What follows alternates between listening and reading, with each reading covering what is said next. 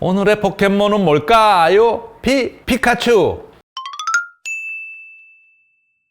응박사의 포켓몬 연구소 방문을 환영합니다. 오늘은 가정의 달을 맞아서요. 그동안 포켓몬 연구를 하면서 발견한 포켓몬의 부모 사랑을 함께 살펴보려고 합니다. 켄카라는 포켓몬이 있는데요. 배 주머니에서 새끼를 키우는 포켓몬입니다. 이 모습을 보면 자연스럽게 캥거루가 떠오르죠. 캥거루 역시 이 미숙한 상태로 태어난 그 새끼를 배 주머니에서 오랫동안 보호하며 키우죠. 작은 새끼는 어미의 털을 붙잡고 스스로 주머니 안으로 들어가서 그 안에서 젖을 먹으며 자라죠. 포켓몬 도감에는요, 켄카의 새끼가 약 3년이 지나면 자립한다고 설명되어 있습니다. 이렇게 이 부모가 새끼를 직접 몸에 이렇게 지니고 키우는 이런 사례는요, 켄카나 캥거루에만 있는 게 아닙니다.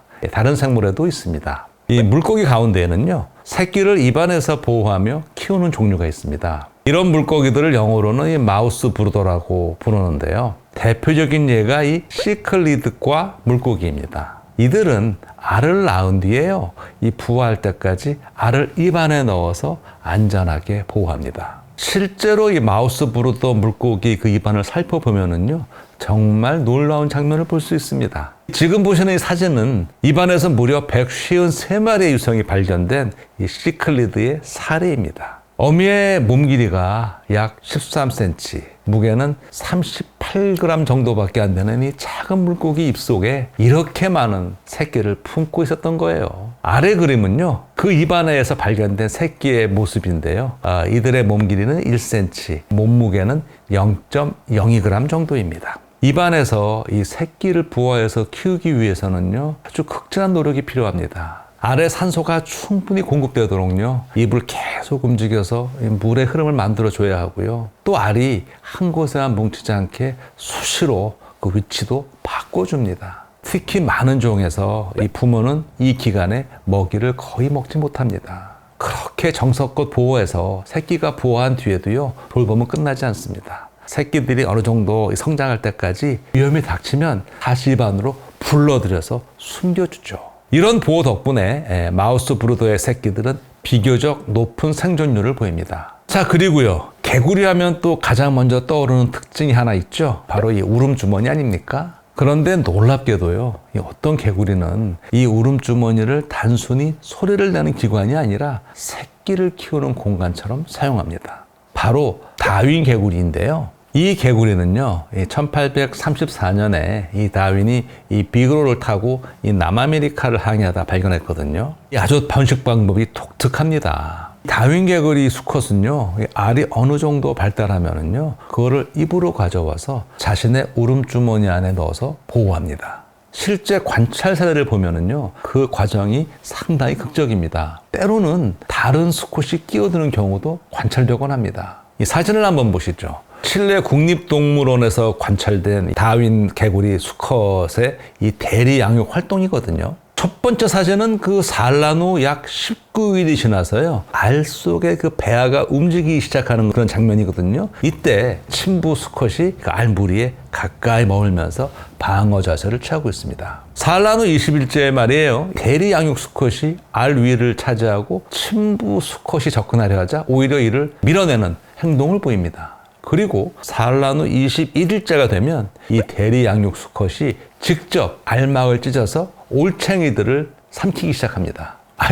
물론 먹으려는 게 아니죠. 올챙이들을 자신의 울음주머니 안으로 옮겨서 보호하려는 것이죠. 그 안에서 이 올챙이들은 계속 자랍니다. 처음에는 알 속 그 난황 영양분을 이용하고요. 이후에는 주머니 내부에서 분비되는 이 물질을 영양분으로 사용하죠. 이렇게 안전한 공간에서 성장한 올챙이들은요, 탈바꿈이 끝나게 되면 작은 개구리형가 되어서 마침내 수컷의 입 밖으로 나옵니다. 이거 마치 그 아빠의 몸속이 임시 보육실이 되는 그런 셈입니다. 이런 행동의 핵심은 결국 보호죠. 포식자로부터 지키고 아직 약한 몸이 이 감염이나 이 환경 변화에 무너지지 않도록 도와주는 것이죠.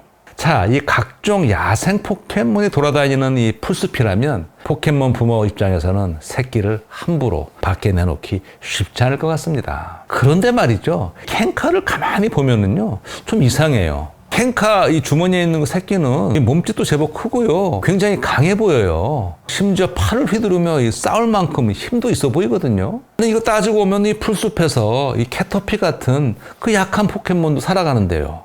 아니 도대체 왜 이 캔카의 새끼는 그렇게 오랫동안 어미 품을 떠나지 못하는 걸까요? 제 생각에는요, 그 이유가 단순히 힘의 문제가 아니라 면역에 있을지도 모르겠어요.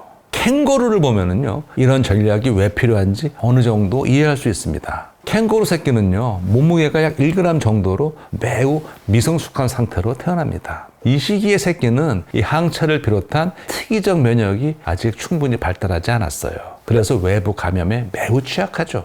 캥거루의 그 유관왕은 단순히 새끼를 넣어두는 주머니가 아니에요. 새끼가 안전하게 성장할 수 있도록 보호하는 일종의 이동식 보육 공간입니다. 특히 어미에 젖은 새끼의 그 성장 단계에 따라서 성분이 달라지거든요. 항체를 포함해서 다양한 면역 관련 물질이 들어있어서 이 새끼가 초기 면역력을 형성하는데 아주 중요한 역할을 하는 것으로 알려져 있습니다. 포켓몬 도감을 보면은요, 캔카의 새끼는 안전한 곳에서만 이 주머니 밖으로 나와 논다고 되어 있습니다. 자, 그렇다면 여기서 말하는 안전한 곳은 무엇일까요?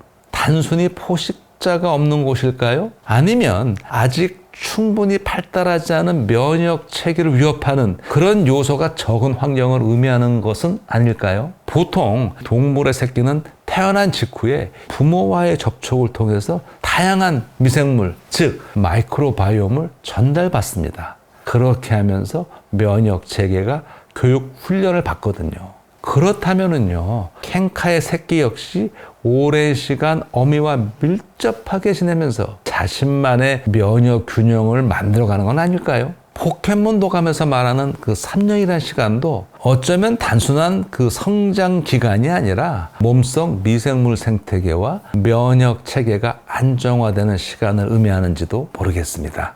제 생각에는 이 텅구리 역시 비슷한 방식으로 자손에게 면역 체계와 미생물 환경을 전달하는 것 같습니다. 탕구리는 죽은 어미의 뼈를 머리에 쓰고 있습니다. 어미의 꿈을 꾸고 울기도 하지만 이 눈물을 흘릴 때마다 강해진다고 합니다. 그런데 이 모습을 생물학적으로 바라보면은요, 저 뼈는 단순한 유품 이상의 의미를 지닐 수 있습니다. 저는 오히려 탕구리가 어미의 뼈를 통해서 생존에 필요한 중요한 마이크로바이옴과 환경 정보를 전달받는 것은 아닐까, 이런 생각을 해봤어요.